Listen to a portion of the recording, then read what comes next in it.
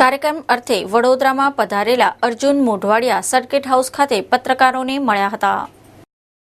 કોંગ્રેસના ગુજરાત પ્રમુખ અર્જુન મોઢવાડિયા સોમવારે વડોદરામાં એક ખાનગી કાર્યક્રમના ઉદ્ઘાટન અર્થે આવી પહોંચ્યા હતા. વડોદરાના સર્કિટ હાઉસ ખાતે અર્જુન મોઢવાડિયાએ પત્રકારો સાથે વાતચીત કરી હતી.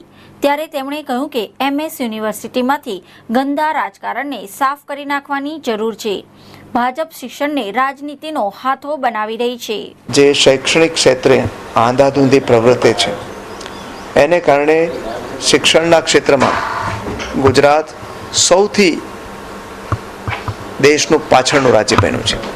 એક સમય એવો હતો કે ગુજરાતની જે બરોડાની MS university, Maharaja Sayajirao university, જેનું નામ માત્ર ગુજરાતમાં નહીં પરંતુ આખા ભારતમાં એક નમૂનેદાર યુનિવર્સિટી તરીકે લેવાતું હતું અને જે યુનિવર્સિટીમાં ભણવું એટલે એક ગૌરવ ગણાતું હતું યુવાનો માટે.